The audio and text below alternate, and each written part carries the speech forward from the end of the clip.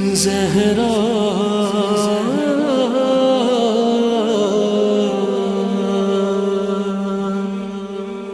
زہرا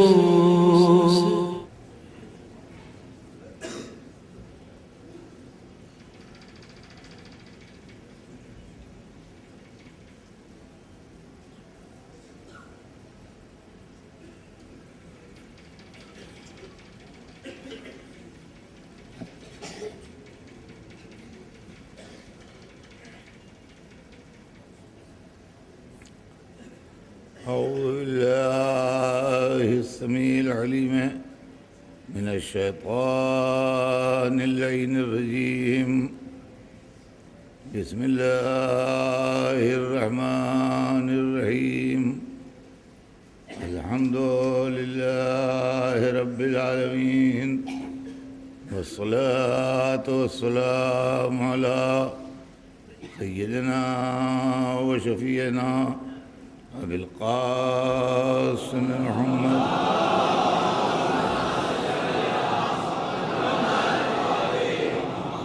وآله الطيبين الطاهرين المعصومين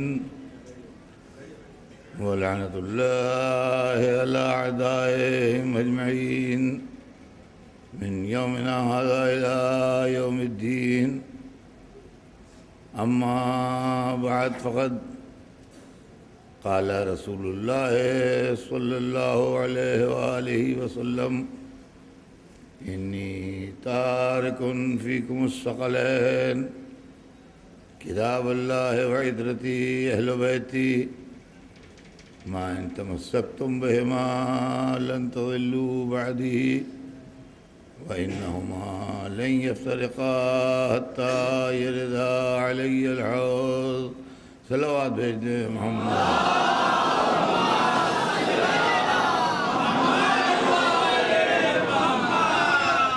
حضور سرور کائنات کا ارشاد گرامی ہے کہ اے مسلمانوں، میں تم میں دو بڑی گراں قدر چیزیں چھوڑ کے جا رہا ہوں. ایک اللہ کی کتاب ہے، دوسرے میری عطرت ہے، میرے اہل بیت ہیں.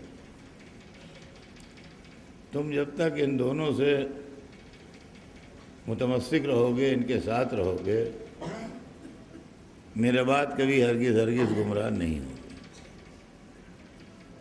اور یہ دونوں ایک دوسرے سے الگ نہیں ہوں گے یہاں تک کہ میرے پاس حوض کوثر تک پہنچ جائیں. عزیزان گرامی، اس انتظام ہدایت کے بعد اب اگر کوئی گمراہ ہو جائے تو یہ اس کی اپنی بد نصیبی ہے. اس لیے کہ قرآن کو بھی سب جانتے ہیں اور کوئی یہ نہیں کہہ سکتا کہ ہم سمجھے نہیں کہ قرآن کون ہے، کہاں ہے. اور اہل بیت کو بھی سب جانتے ہیں، کوئی یہ نہیں کہہ سکتا کہ ہم پہچانے نہیں کہ اہل بیت کون ہیں. تو جب قرآن و اہل بیت کو سب جانتے ہیں تو پھر قرآن و اہل بیت کے ساتھ چلنے میں پریشانی کیا ہے؟ قرآن و اہل بیت کے ساتھ چلنے میں پریشانی کیا ہے جب قرآن و اہل بیت کو سب جانتے ہیں؟ اب وہ پریشانی سن لیجئے کہ کیا ہے. قرآن کسی کی مروت نہیں کرتا. بادشاہ ہو، مالدار ہو، تاجر ہو، کوئی بڑے سے بڑا ہو، کوئی ہو، قرآن کسی کی مروت اس لیے نہیں کرتا کہ مروت کرتا ہے آدمی اس لیے کہ وہ ہم سے بڑے ہیں، ہم سے بگڑ نہ جائیں.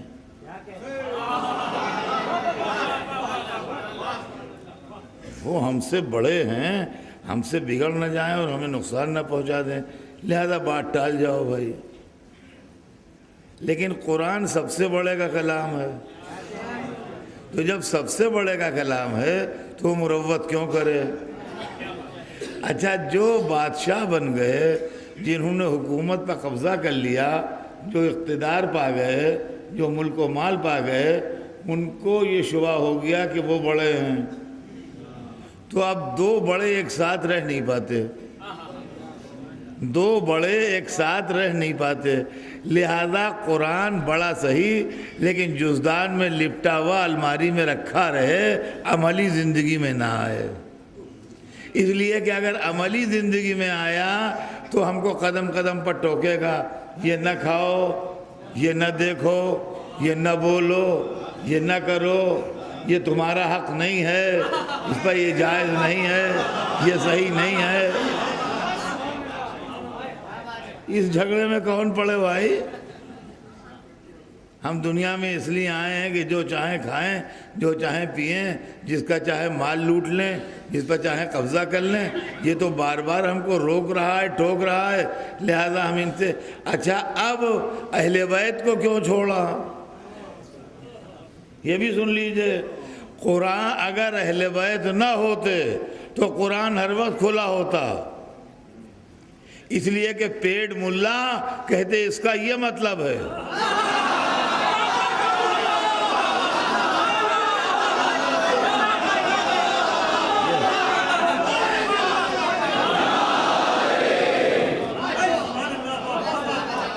پیڑ ملا کہتے اس کا یہ مطلب ہے، اس آیت کا یہ معنی ہے، آپ نہیں جانتے؟ ہم نے کتنی عربی پڑھی ہے، اس کا یہ مطلب نکل رہا ہے۔ سرکار کر رہے ہیں وہ ٹھیک کر رہے ہیں، بالکل قرآن کے مطابق ہے۔ وہاں مشکل یہ تھی کہ اہل بیت موجود تھے تشریح قرآن کرنے کے لیے، لہذا قرآن کے اندر آیت نکلے گی، اہل بیت مطلب بتائیں گے، پھنسیں گے یہ، لہذا قرآن کو بھی چھوڑا، اہل بیت کو بھی چھوڑا۔ اب عزیزان گرامی، دنیا میں جو گمراہی پھیلی ہے وہ اس لیے پھیلی ہے کہ یہ بات ثابت ہے گمراہی کے لفظ سے کہ قرآن و اہل بیت کو چھوڑ دیا ہے۔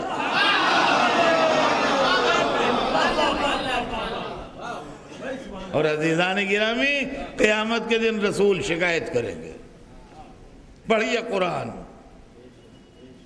جو لوگ بار بار قرآن قرآن قرآن کہتے ہیں، قرآن کی بات کیا کرتے ہیں آپ؟ قرآن میں دکھائیے، قرآن میں دکھائیے، محرم قرآن میں دکھائیے، علم قرآن میں دکھائیے، ماتم قرآن میں دکھائیے۔ آپ کا قرآن ہے کب جو آپ کہتے ہیں قرآن میں دکھائیے؟ آپ پڑھیے قرآن، اس کے اندر رسول اللہ کا قول موجود ہے کہ قیامت کے دن اللہ کی سرکار میں کھڑے ہو کے وہ فریاد کریں گے، یا رب ان قومی اتخذوا ھذا القرآن مہجورا، پالنے والے میری قوم نے قرآن کو چھوڑ دیا تھا۔ یہ گمراہی بتاتی ہے کہ قرآن کو بھی چھوڑا، اہل بیت کو بھی چھوڑا، اپنے ذاتی فائدوں کے لیے قرآن کو بھی چھوڑا، اہل بیت کو بھی چھوڑا۔ نہ قرآن کسی کے پاس ہے، نہ اہل بیت کسی کے پاس ہے۔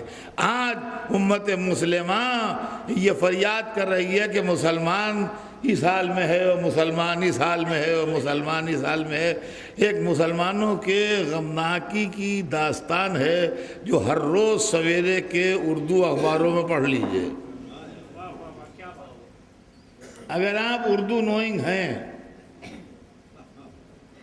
تو ہندوستان کے اندر اردو اخباروں میں مسلمانوں کی بدنصیبی کی داستان پڑھ لیجئے، کوئی سا بھی اخبار لے لیجئے، فلسطین میں یہ ہوا، غزہ میں یہ ہوا، مصر میں یہ ہوا، افغانستان میں یہ ہوا، پاکستان میں یہ ہوا، اتنے پورے جگہ مار دیے گئے، اتنا بم بلاسٹ ہو گیا، اور اتنا یہ ہو گیا، اتنا وہ ہو گیا، اور اسرائیل یہ کر رہا ہے، اور فلاں یہ کر رہا ہے، اور فلاں یہ کر رہا ہے، اور امریکہ کی سازش یہ ہو رہی ہے، اور برطانیہ نے یہ حرکت کر دی ہے، اور یوں ہمارے اوپر نقصان پہنچا دیا ہے، اور یوں ہم پر ظلم کر دیا ہے، اور یوں ہم کو ستا دیا ہے۔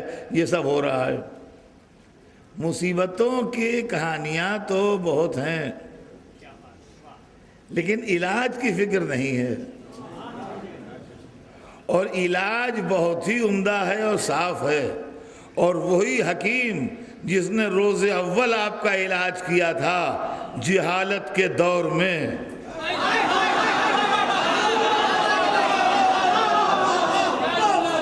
دور جہالت میں جس نے علاج کیا تھا، اور آپ کے ہاتھوں میں اونٹوں کی مہاروں کو نکال کے زمام حکومت دے دی تھی، اس حکیم کا نسخہ لکھا ہوا موجود ہے، استعمال کر لیجئے، شفا ہو جائے گی، بشرطے کہ دل راضی ہو۔ وہ نسخہ لکھ کے گیا ہے، 2 جز کا نسخہ ہے، زیادہ اجزاء نہیں ہے اس کے اندر، نسخے میں صرف 2 جز ہیں، قرآن و اہل بیت۔ جس کا دل چاہے قرآن و اہل بیت سے متمسک ہو جائے، سارے پرابلم سالو ہو جائیں گے۔ اس لیے کہ اسلام میں جب پرابلم آئے اور مصیبتیں آئیں تو کہاں پر سالو ہوئیں؟ دیکھیے غور طلب ہے معاملہ۔ اسلام جس وقت آیا ہے اس وقت 3 طاقتیں جو تھیں وہ اسلام کے خلاف تھیں۔ جب اسلام نے اس دنیا میں آج سے 1400 برس پہلے قدم رکھا اور حضور نے مکے میں اعلان رسالت فرمایا تو اس وقت 3 طرح کی طاقتیں رسول اللہ کے خلاف ابھری۔ ایک بت پرست قومیں جو مختلف بتوں کی پرستش کرتی تھیں، انہوں نے مخالفت شروع کی۔ لات و حبل و منات و عزا کے پجاری اسلام کی مخالفت کرنے کے لیے اٹھ کھڑے ہوئے، اور انہوں نے کہا ہمیں یہ دین قبول نہیں ہے، ہمیں یہ میسج اور ہمیں یہ پیغام قبول نہیں ہے۔ دوسری مخالفت جو کی وہ یہودیوں نے کی، اور یہودیوں نے کہا کہ ہمیں ان کی رسالت قبول نہیں ہے، اور یہ وہ رسول نہیں ہے جن کی تورات میں خبر دی گئی ہے، اور ہم ان کی بات کو ایکسپٹ کرنے کے لیے تیار نہیں۔ تیسری مخالفت جو کی وہ نصرانیوں نے کی، عیسائیوں نے، اور انہوں نے کہا کہ ہم ان کو رسول ماننے کے لیے تیار نہیں، اور ہم ان کی رسالت کو ایکسپٹ نہیں کرتے۔ یہ تینوں چیزیں جو ہیں میں آپ کو رسول کی زندگی میں اشارہ کر دوں اور ثبوت دے دوں تاکہ بچوں کے ذہن میں بات بیٹھی رہے۔ بت پرست قومیں مخالف تھیں رسول اللہ کی، اس کا ثبوت یہ ہے کہ آپ نے لڑائیوں میں، بدر میں اور احد میں اور خندق میں ان لوگوں سے مقابلہ کیا جو بت پرست تھے، اور یہ لوگ آپ سے لڑنے آئے۔ یہ 3 لڑائیاں اس بات کی گواہ ہیں کہ حضور کے خلاف تھیں بت پرست قوم۔ جنگ خیبر اس بات کی دلیل ہے کہ یہودی جو تھے وہ رسول اللہ کے خلاف تھے۔ یہ دوسرا گروہ تھا جو رسول اللہ کے خلاف تھا۔ واقعہ مباہلہ جو قرآن مجید میں منشن ہے باقاعدہ، یہ اس بات کی دلیل ہے کہ وہ لوگ خلاف تھے رسول اللہ کے جو حضرت عیسیٰ کے ماننے والے تھے، اور جناب عیسیٰ کو نبی مانتے تھے یا خدا کا بیٹا کہتے تھے۔ نبی مانتے ہوتے تو جھگڑا ہی کہا تھا، خدا کا بیٹا کہتے تھے، ان سے انہوں نے آن کے رسول اللہ سے جھگڑا کیا۔ تو عیسائی خلاف تھے، یہودی خلاف تھے، بت پرست خلاف تھے۔ اسلام نے تینوں پر غلبہ پایا۔ آج سیم اسلام اسی پوزیشن میں ہے، ایک ریزہ فرق نہیں ہوا ہے۔ بت پرست قومیں مسلمانوں کے خلاف ہیں، یہودی مسلمانوں کے خلاف ہیں، عیسائی مسلمانوں کے خلاف۔ دیکھیے یہاں تک تو واہ ہوا سب کریں گے، لیکن اس کے آگے چہرے بدلنے لگیں گے۔ یہاں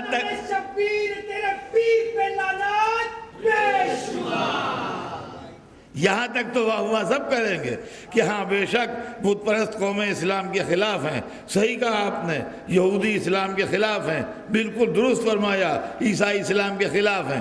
لیکن اب اس کے آگے جب بیان پڑے گا تو پھر چہرے بننے لگیں گے کہ پھر اسلام نے غلبہ کیسے پایا، اور ان تینوں طاقتوں کو زیر کیسے کیا۔ بت پرستوں کو زیر کیا تو علی نے، یہودیوں کو زیر کیا تو علی نے۔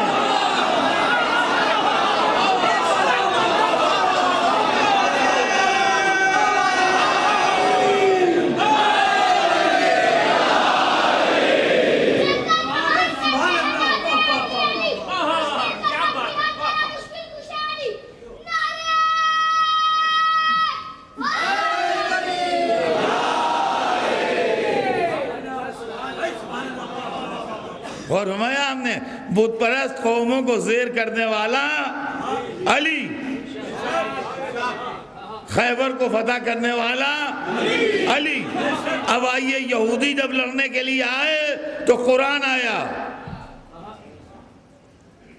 قرآن آیا۔ وَمَنْ حَاجَّكَ فِيهِ مِنْ بَعْدِ مَا جَاءَكَ مِنَ الْعِلْمِ، میں ایک دن مجلس میں پڑھ چکا ہوں کہ علم سے مراد قرآن ہے۔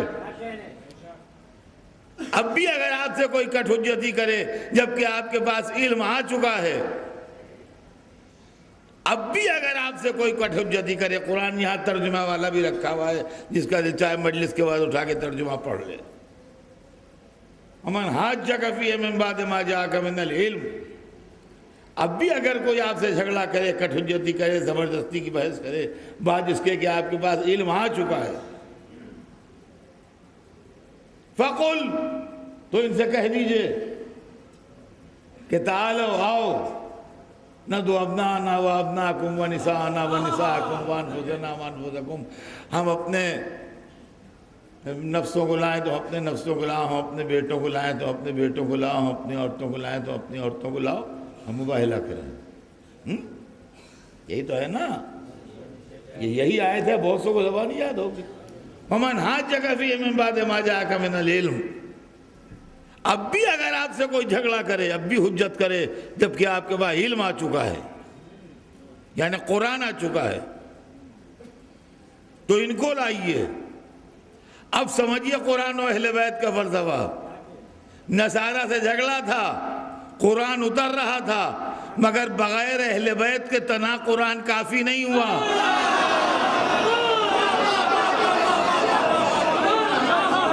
اور جب اہل بیت آ گئے اور اہل بیت و قرآن مل گئے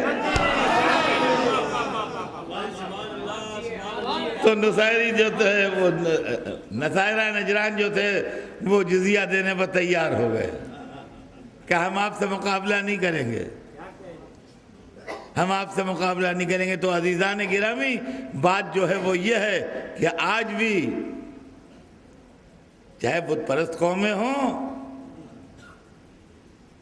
اور چاہے یہودی قوم ہو یا عیسائی قوم ہو، جب تک قرآن و اہل بیت کا سہارا نہ لیا جائے گا، اسلام کی پریشانی دور نہیں ہوگی۔ اور عزیزان گرامی، ہم بھی انتظار میں ہیں اور آپ بھی انتظار میں رہیے۔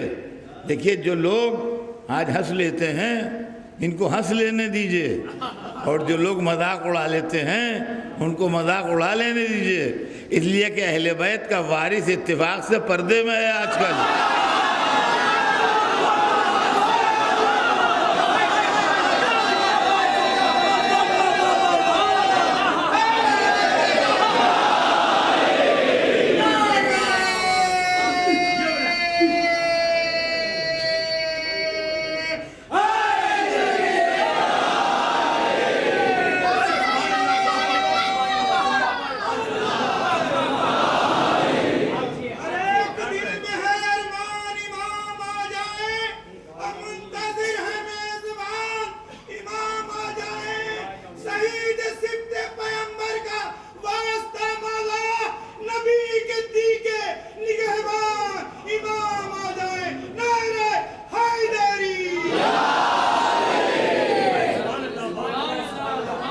تو عزیزان گرامی، مسئلہ یہ ہے کہ اہل بیت کی جو اصلی فرد ہے وہ ہماری نگاہوں کے سامنے، حالانکہ اس کا فیض جاری ہے، ایسی بات نہیں ہے کہ فیض جاری نہیں ہے، لیکن اس وقت وہ اتفاق سے نگاہوں کے سامنے نہیں ہے، تو اس کی صورت پردے میں ہے، قرآن کا مطلب پردے میں ہے۔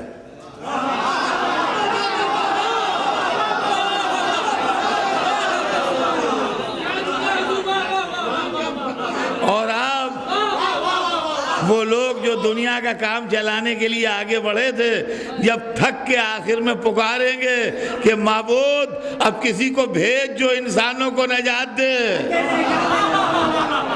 تو پھر وہی بات رسول کی سامنے آئے گی، قرآن و اہل بیت۔ جب کعبے سے اہل بیت کا وارث نکلے گا اور قرآن سے اس کا مطلب نکلے گا تو مشرق سے مغرب تک ایک دین ہوگا۔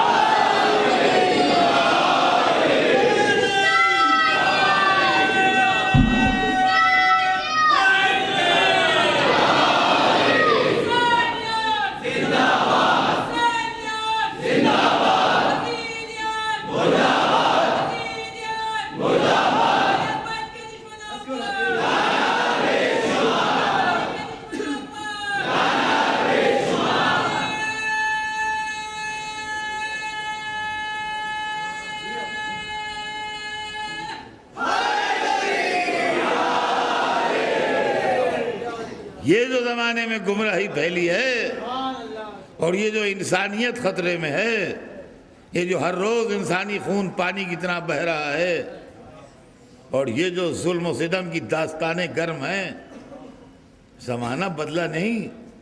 یہ نہ سمجھیے کہ عہد بنی امیہ ختم ہو گیا، یہ نہ سمجھیے کہ عہد بنی عباس ختم ہو گیا۔ مزاج ظلم کبھی بدلتا نہیں ہے۔ کل بھی بے گناہوں کو قتل کیا جا رہا تھا، آج بھی بے گناہوں کو قتل کیا جا رہا ہے۔ اور عزیزان گرامی یہ بھی سن لیجئے کہ یہ شرف مسلم دیشوں کو حاصل ہے کہ قتل مسلم مسلم دیشوں میں ہوتا ہے۔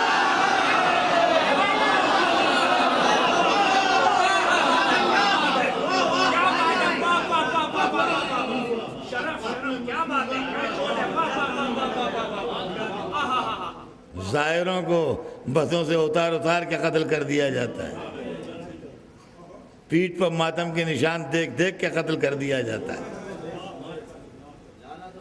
سمجھے آپ؟ دنیا اور لطف کی بات یہ ہے کہ دنیا کی مجرمانہ خاموشی، دنیا کی مجرمانہ خاموشی اس سے زیادہ حیرت انگیز ہے۔ اب سمجھ میں آتا ہے کہ اگر کل لوگ چپ رہے تو کیسے چپ رہے۔ یہ وہی نسلیں تھیں جو کل بھی چپ تھیں اور آج بھی چپ ہیں۔ سمجھے آپ؟ جو مسجدوں کے اندر اور امام باڑوں کے اندر جا کے بموں کا وسفوٹ کریں، یہ کون سی نسلیں ہیں؟ سمجھے آپ؟ میں آپ کو خالی ایک بیت سنا دوں ایک مرثیے کی کہ کب بھلا اپنے بزرگوں سے یہ کم لاتے ہیں۔ سنیے، کب بھلا اپنے بزرگوں سے یہ کم لاتے ہیں، وہ صنم لاتے تھے مسجد میں، یہ بم لاتے ہیں۔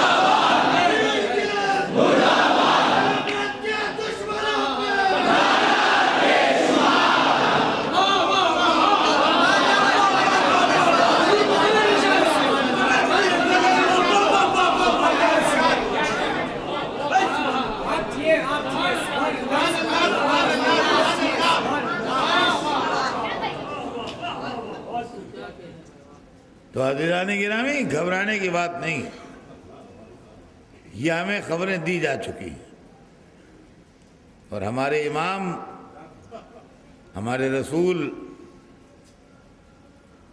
ہم کو اطلاعات دے چکے ہیں۔ سرکار دو عالم نے بھی اطلاعات دی ہیں آخر زمان کے، اور ائمہ اطہار علیہ السلام نے بھی آخر زمان کی اطلاعات دی ہیں۔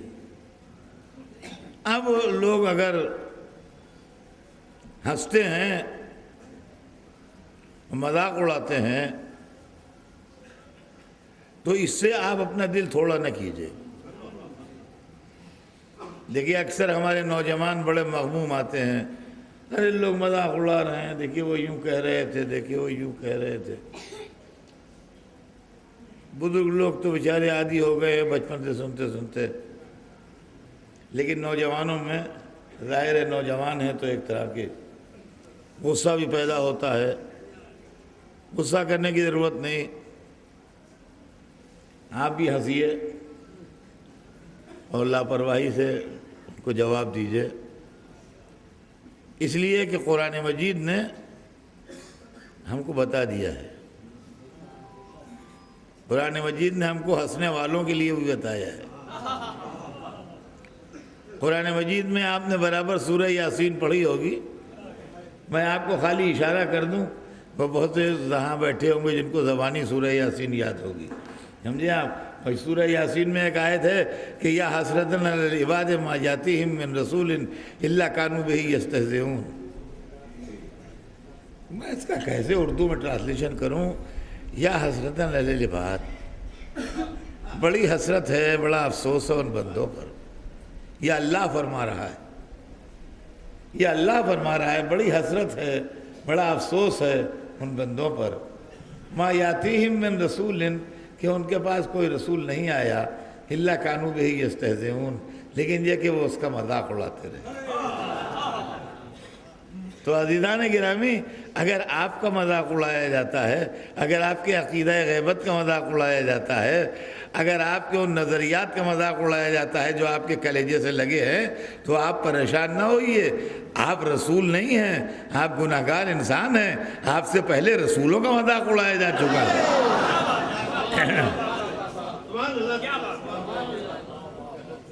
رسولوں کا مذاق اڑایا جا چکا ہے۔ لیکن ایک بات میں کہہ دوں، اور وہ یہ کہ گھبرانے کی ضرورت نہیں ہے۔ قرآن و اہل بیت کے ساتھیوں کو گھبرانے کی ضرورت نہیں ہے، ڈرنے یا نروس ہونے کی ضرورت نہیں ہے۔ میں ایک مثال دوں گا، جہاں جہاں میری آواز جا رہی ہے وہاں کے بچے اس کو سنیں، بزرگوں کے واسطے نہیں ہے، بزرگ تو مجھ سے بہت بہتر جانتے ہیں، بچوں کے لیے ہے کہ ایک آدمی ایک جنگل میں کھڑا ہے جہاں طوفان آیا ہوا ہے اور رات کا وقت ہے اور اندھیرا ہے، ایسا گھپ اندھیرا ہے، ایسا گھپ اندھیرا ہے کہ وہ اپنے ہاتھ جو یوں کرتا ہے تو اس کو اپنے ہاتھ نہیں دکھائی دے رہے ہیں، اس قدر غضب کا اندھیرا ہے۔ آسمان پر بادل ہیں، طوفان آیا ہوا ہے، طوفانی ہوائیں چل رہی ہیں، درخت اکھڑ اکھڑ کے گر رہے ہیں، ایک طرف سمندر ہے، اس کی موجوں کا شور ہے، ایک طرف جنگل ہے اور اونچا نیچا راستہ ہے، کھڈ ہے جہاں درندوں کا شور ہے، اور وہ بیچارہ اس حالت میں کھڑا ہے کہ پتہ نہیں سمندر کی کوئی موج آ جائے بڑھ کے اور اس کو لے جائے، یا وہ آگے بڑھے تو کسی کھڈ میں گر جائے 25 30 50 فٹ نیچے اور ہڈیاں اس کی چور چور ہو جائیں، یا کوئی درخت کا ڈالا اس پر ٹوٹ کے گر پڑے، بہت بڑے درخت کا، اور اس کی موت واقع ہو جائے، یا کوئی جنگلی جانور پھاڑ کھانے والا یا ڈس لینے والا اس کو راستے میں مل جائے، اس کو پھاڑ کھائے یا اس کو ڈس لے، نہ آگے بڑھ سکتا ہے، نہ پیچھے ہٹ سکتا ہے، نہ کہیں جا سکتا ہے، نہ کہیں آ سکتا ہے، اس عالم میں کھڑا ہے۔ یہ پوزیشن اس وقت ملت مسلمہ کی ہے، یہ پوزیشن اس وقت ملت مسلمہ کی ہے۔ اسی سے ایک 50 گز کے فاصلے پر اسی جنگل میں، اسی طوفان میں ایک دوسرا آدمی کھڑا ہے، سیم وہی پوزیشن ہے، وہی اندھیرا، وہی طوفان، وہی سمندر، وہی درختوں کا ٹوٹ ٹوٹ کے گرنا، وہی جنگلی جانوروں کا شور، سیم وہی پوزیشن ہے، کوئی فرق نہیں ہے، کوئی دور بھی نہیں ہے، 50 گز دور ہے اور کچھ بھی نہیں۔ لیکن یہ 50 گز ادھر کھسکا ہوا جو کھڑا ہے، اس کو بہت دور کے اوپر ایک روشنی دکھائی دے رہی ہے، یہ اس روشنی کے سہارے چل رہا ہے کہ شاید وہاں پہنچ جاؤں اور وہاں کوئی آدمی مل جائے اور میری جان بچ جائے۔ اب یہ نہیں کہہ سکتے پہنچے گا کہ نہیں پہنچے گا، کہ راستے میں مر جائے گا، لیکن آسرا تو ہے۔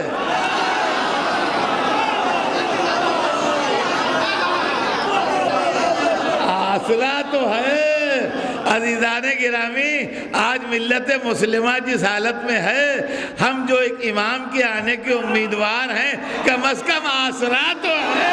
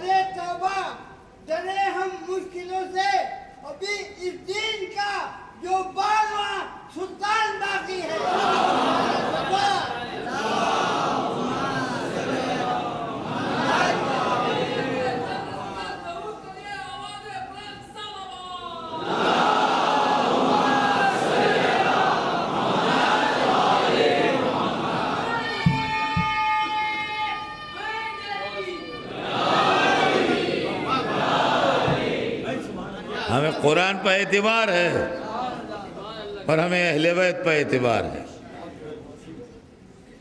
قرآن نے وعدہ کیا ہے، وعد اللہ الذین آمنوا منکم وعملوا الصالحات لیستخلفنہم فی الارض کما استخلف الذین من قبلہم وليمكنن لهم دینہم الذی ارتضی لهم وليبدلنہم بعد خوفہم امنا۔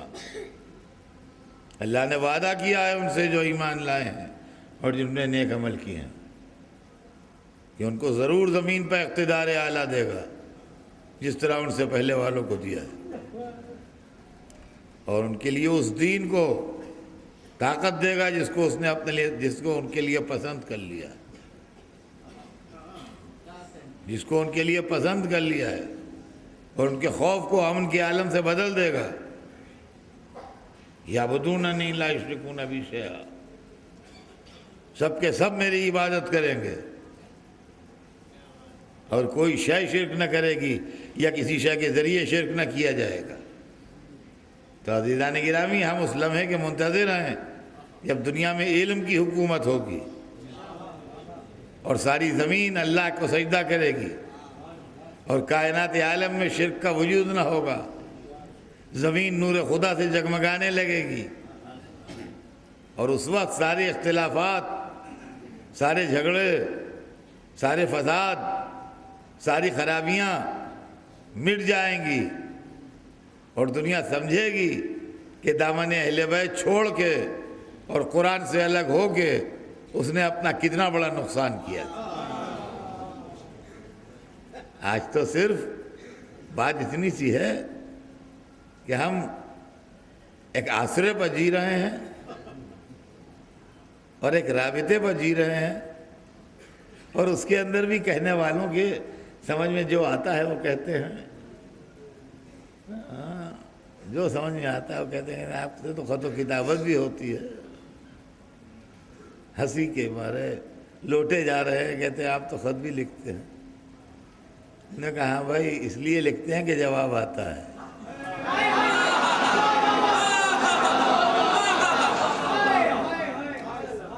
جس کو جواب نہیں ملتا وہ کبھی خط نہیں لکھتا۔ اس کو جواب آتا ہے وہ خط لکھتا ہے. تو انہوں نے کہا آپ تو پانی میں ڈال دیتے ہیں. جی ہاں، دریا ہے نا یا سمندر، یہ پاکیزگی کے مرکز ہیں. دریا ہو یا سمندر، یہ پاکیزگی کے مرکز ہیں، دریا بھی اور سمندر بھی. تو ہم وہیں ڈال دیتے ہیں، اس لیے کہ بھیجنا ہے خط صاحب آئے تطہیر کو.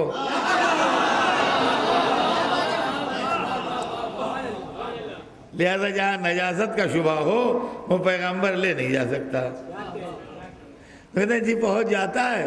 میں نے کہا جی ہاں پہنچ جاتا ہے. آپ گھبراہٹ میں کچھ بھولے ہوئے ہیں. موسیٰ کی ماں سے پوچھئے جس کو دریا میں ڈالا تھا ملا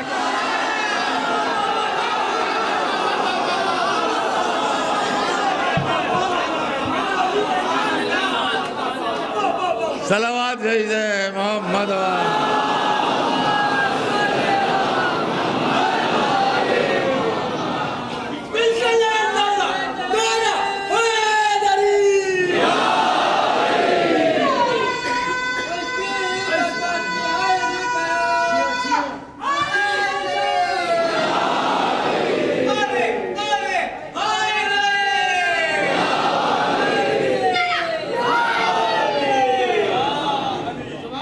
بھائی.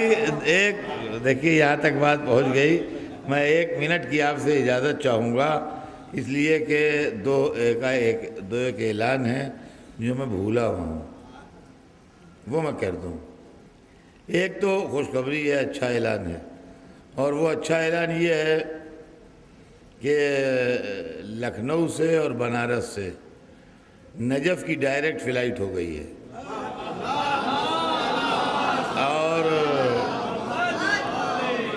ہفتے میں 3 دن لکھنؤ سے نجف جائے گی فلائٹ، اور ہفتے میں 4 دن بنارس سے ڈائریکٹ فلائٹ جائے گی. اور سن 13 سے یعنی اگلے جنوری سن 13 سے بمبئی سے اسپائس جیٹ کی فلائٹ ہفتے میں 5 دن ڈائریکٹ نجف جائے گی.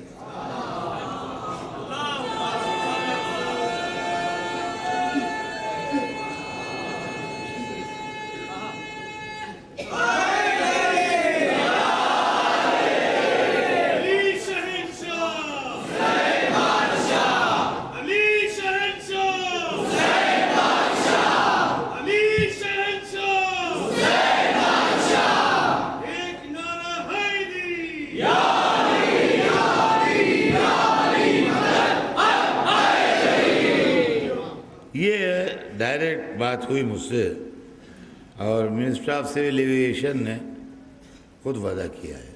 اور اس سلسلے میں شیعہ پرست اللہ بورڈ نے کوشش کی تھی، اور ہمارے بیٹے یاسو عباس میاں جو ہیں انہوں نے بہت سال 1.5 برس اس سلسلے میں بہت کوشش کی، اور اس کے نتیجے میں وہ کامیابی ان کو حاصل ہوئی ہے.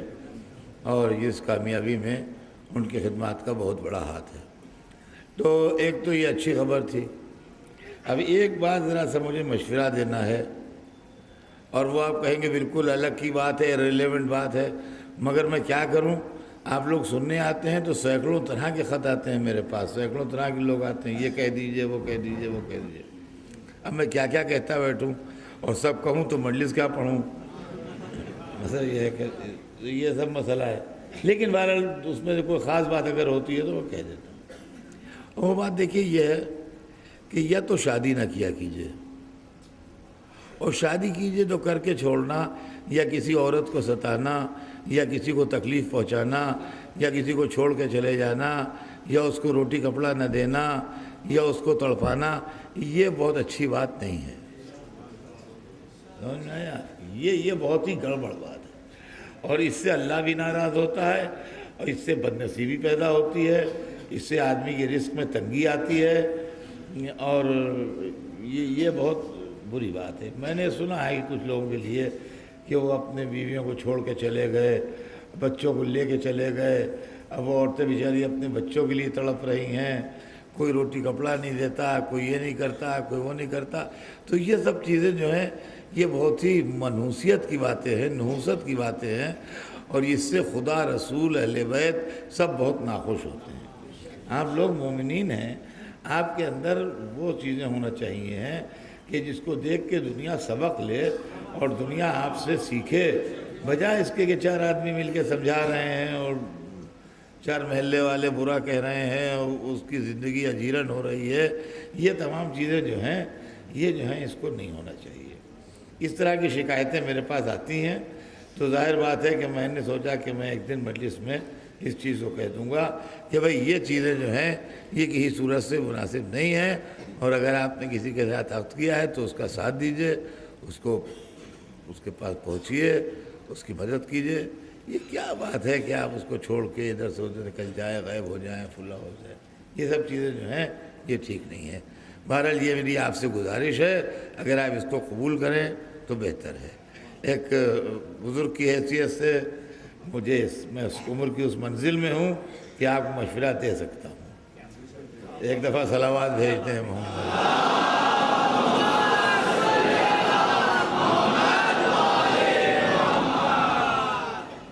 تو عزیزان گرامی، بات جو ہو رہی تھی وہ یہ ہو رہی تھی کہ قرآن و اہل بیت، قرآن قانون ہے اور اہل بیت اس قانون کی تشریح کرنے والے ہیں اور دنیا کو بتانے والے ہیں کہ اس قانون کا مطلب کیا ہے۔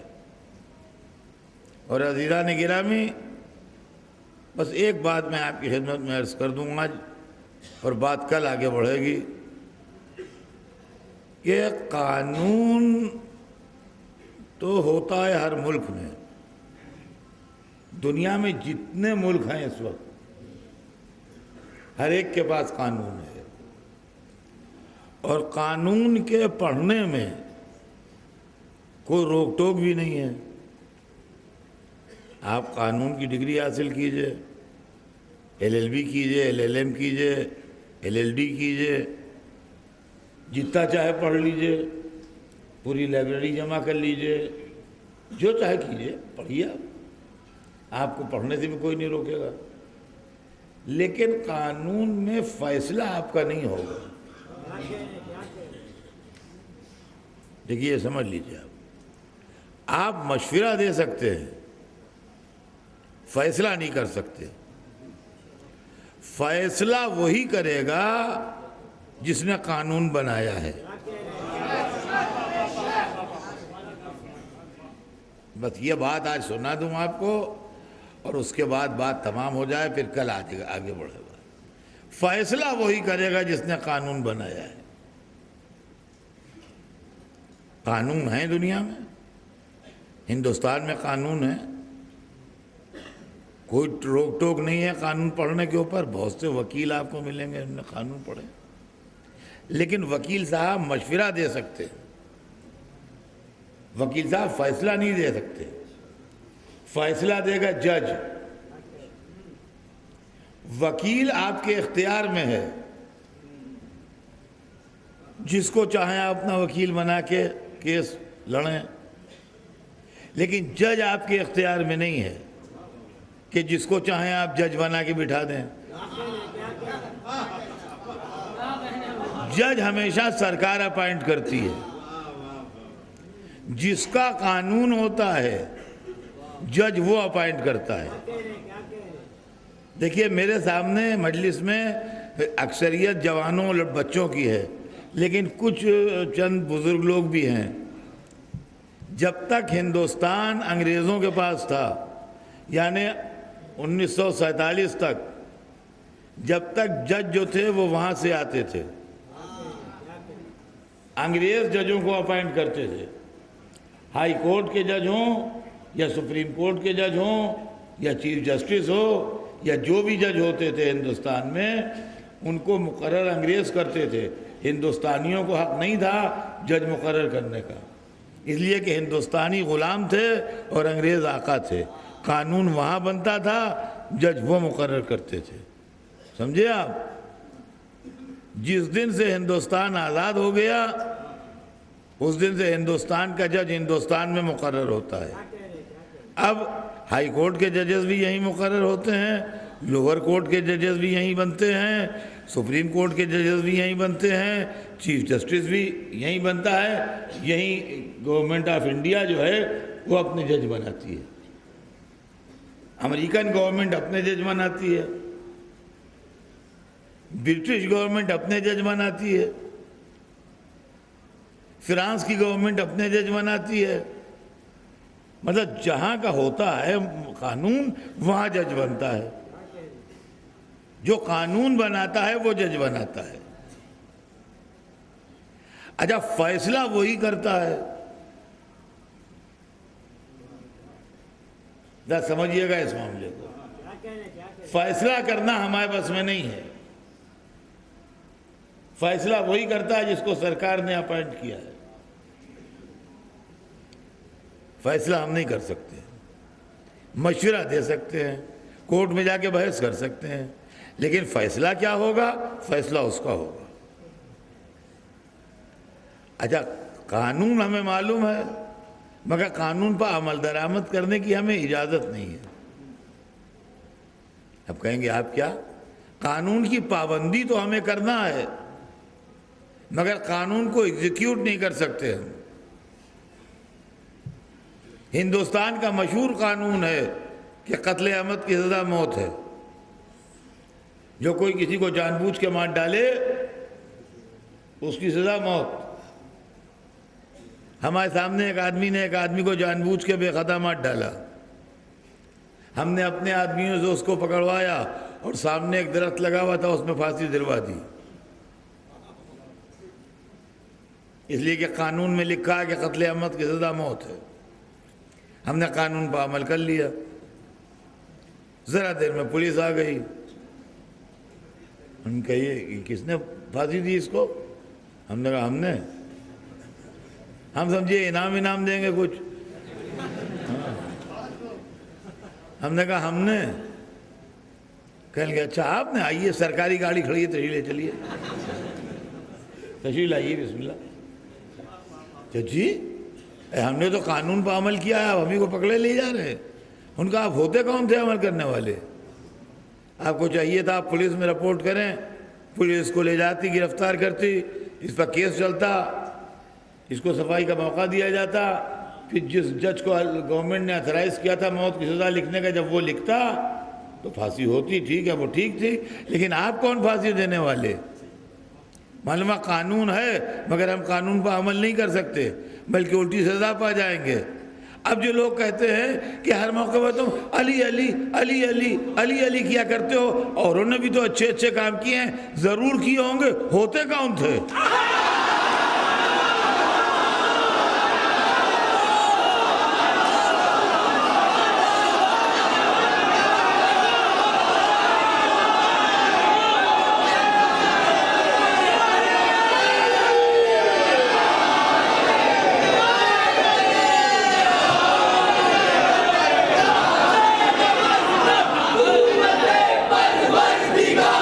لا فتح إلا علينا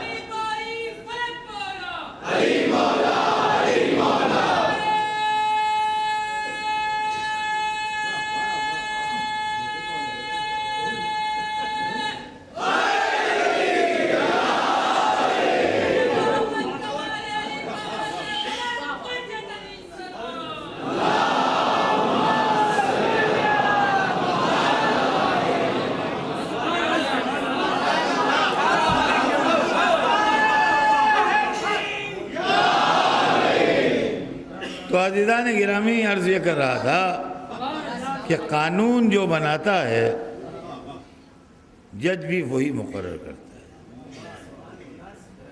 اور اسی کا فیصلہ جو ہے وہ حق ہوتا ہے، ورنہ ہم آپ اگر فیصلے کر لیں تو ان فیصلوں کی قدر و قیمت نہیں ہے۔ تو اب یہ اسلام جو قانون ہے یہ کس نے بنایا ہے؟ اگر ہم نے بنایا ہے تو رہبر بھی ہم ہی بنائیں گے، اور اگر اللہ نے بنایا ہے تو رہبر بھی اللہ بنائے گا۔ اب یہ آپ کے فیصلہ کرنے کی بات ہے اور آپ کے سوچنے کی بات ہے کہ یہ قانون جو بنا ہے یہ کس نے بنایا ہے، اس لیے کہ قانون کی کتاب تو موجود ہے، قانون کی کتاب تو ہمارے درمیان موجود ہے جس کا نام ہے قرآن پاک، اسی میں سب قانون لکھے ہیں، اور اس کے بعد جو قانون ہے وہ سیرت رسول ہے۔ اس کے بعد جو ہے قرآن کو اگر واضح طریقے سمجھ میں نہیں آتا کہیں پر تو سیرت رسول کے ذریعے سمجھیے۔ تو رسول کو کس نے بھیجا اور قرآن کس نے بھیجا؟ تو رسول بھی اسی نے اپائنٹ کیا، هو الذی بعث فی الأمیین رسولا منہم، رسول بھی اسی نے بھیجا، اور قرآن بھی انا انزلناہ فی لیلۃ القدر، قرآن بھی اسی نے نازل کیا، تو رسول بھی اسی کا بھیجا ہوا، قرآن بھی اسی کا نازل کیا ہوا۔ تو جب اسی کا ہے تو رہبر کا سلیکشن ہم تک کیسے آ جائے گا؟ اسلامی مسئلے میں فیصلہ کرنے والے ہم کون ہوں گے؟ رہبر کا سلیکشن بھی تو وہی کرے، اور یہی وجہ ہے کہ رسول آ گئے، قرآن آ گیا۔ اب جب رسول کے جانے کا وقت آیا اور یہ ہوا کہ اب رہبری کون کرے گا، تو رہبر کے سلیکشن کے لیے آرڈر آیا کہ پہنچا دیجئے وہ بات۔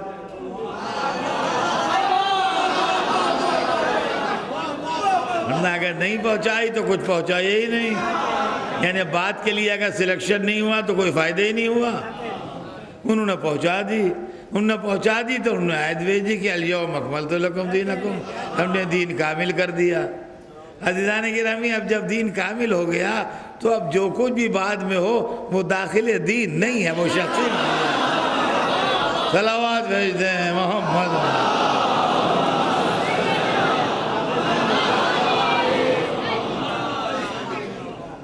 وہ شخصی معاملات ہیں، اس سے ہمیں کوئی دلچسپی نہیں ہے۔ اور اب حکومتیں بنیں یا بادشاہتیں قائم ہوں یا اقتدار ملیں لوگوں کو، اس سے اسلام پر کوئی اثر نہیں پڑتا۔ اور یہی وجہ ہے کہ جب حکومت نے یہ چاہا کہ اسلام کو بگاڑ دے تو وہی اٹھا جو اللہ کی طرف سے نمائندہ تھا۔ پوری دنیا میں ایک آدمی کا اٹھنا، کیا یہ حیرت کی بات نہیں ہے؟ حسین کو دنیا کیا سمجھتی ہے؟ عزیزان گرامی، دنیا میں ابھی ایک شخص نے مجھ سے پوچھا تھا، انٹرویو وغیرہ لیتے ہیں لوگ، آتے ہیں پوچھتے ہیں کہ دنیا میں ٹکراؤ ہوتے رہتے ہیں ظالم و مظلوم کے، تو اس رخ سے آپ کربلا کو کس اینگل سے دیکھتے ہیں؟ تو میں نے کہا کربلا کا کمپیریزن آپ دوسری جگہوں سے نہ کیجئے، یہ ابھی کل ہی کی بات ہے، کل ہی میں نے کہا کربلا کا کمپیریزن آپ دوسرے لوگوں سے نہ کیجئے۔ اس لیے کہ جھگڑے جو دنیا میں ہو رہے ہیں وہ قوموں قوموں کے بیچ میں ہیں، ملکوں ملکوں کے بیچ میں ہیں۔ ایک ملک ادھر ہے، ایک ملک ادھر ہے، ایک نشان ادھر ہے، ایک نشان ادھر ہے۔ کربلا والا جھگڑا جو تھا وہ قوموں قوموں ملکوں ملکوں کے بیچ میں نہیں تھا، وہ دنیا کی سب سے بڑی طاقت کا مقابلہ ایک انڈیویجول سے تھا۔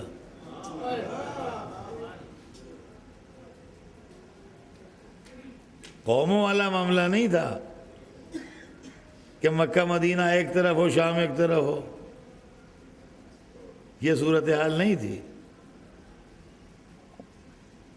وہاں صرف ایک حسین تھے جن سے یزید کا مقابلہ تھا، وہ ایک انفرادی شخصیت، اور اس کے مقابلے میں وہ حکومت جو اپنے وقت کے معلومہ دنیا کی 60% سے زیادہ وہ پھیلی ہوئی، اتنی بڑی حکومت ایک آدمی سے جھگڑا کر رہی ہے، اور اس کے بعد پھر ایک آدمی نے اس کو ایسی شکست فاش دی کہ دنیا میں جتنے ہارے ہیں حسین سے پہلے بھی اور حسین کے واقعے کے بعد بھی، سب کے نام تاریخ سے غائب ہو گئے یا تاریخ کے اندر دب کے رہ گئے، لیکن یزید کی شکست کا نام آج تک دنیا میں موجود ہے، اور حسین کے نام پر کروڑوں انسان ہر روز و ہر وقت جمع ہے عقیدت پیش کرنے کے لیے۔ عزیزان گرامی، آج محرم کی 3 تاریخ، یہ 4تھی رات ہے ایام ارضا کی، محرم تمام ہو رہا ہے، ایام ارضا آہستہ آہستہ گزر رہے ہیں۔ حسین کے رونے والے، حسین کے سوگوار ان تاریخوں میں حسین کے ناصروں کا ماتم کرتے ہیں۔ روایت بتاتی ہے کہ حسین کے چاہنے والے مسلم ابن اوسجا خضاب خرید رہے تھے دکان سے، راستے میں حبیب سے ملاقات ہو گئی، ملنا جلنا چھوڑ دیا تھا حالات کی وجہ سے، لوگوں سے گھر میں رہتے تھے، اس لیے کہ پورا کوفہ باغی تھا، کہیں اپنا والا مل جاتا تھا تو بات کر لیتے، چونکہ حبیب اپنے والے تھے اس لیے بات کر لی۔ کیا بڑے انتظامات ہو رہے ہیں، بڑی تیاریاں ہو رہی ہیں، کیا کوئی لڑائی وڑائی ہونے والی ہے کہیں؟ کیا ہے؟ کہاں تمہیں نہیں معلوم؟ کہا میں گھر ہی سے نہیں نکلتا، مجھے معلوم کیا ہو؟ کہا حسین ابن علی سے لڑائی کی تیاری ہے۔ ہاں یہ حسین سے لڑائی کی تیاری ہو رہی ہے؟ کہا ہاں۔ خطاب لیے ویسے ہاتھ میں پھینکا ہی پھینک دیا، کہا لگ چکا ہوا سب خطاب، ابھی داڑھی پر خون کا خطاب لگے گا، اب خون کا خطاب لگے گا، اب کوئی خطاب اور نہیں لگے گا۔ گھر میں آئے، پتہ لگایا، بیوی کو لیا، بیٹے کو لیا۔ میں نے کتاب میں پڑھا نہیں ہے، مگر میرا نظریہ یہ ہے کہ بیوی بیٹے کو اس لیے لیا کہ جاتے وقت شبہ نہ ہو کہ حسین کے پاس جا رہے ہیں، اس لیے کہ بیوی بیٹے کو لے کے کوئی لڑنے نہیں جاتا ہے۔ بہرحال بیوی کو لیا، بیٹے کو لیا، چھوٹا سا قافلہ بنا کے چل پڑے، اور کسی نہ کسی صورت سے حسین تک پہنچ گئے۔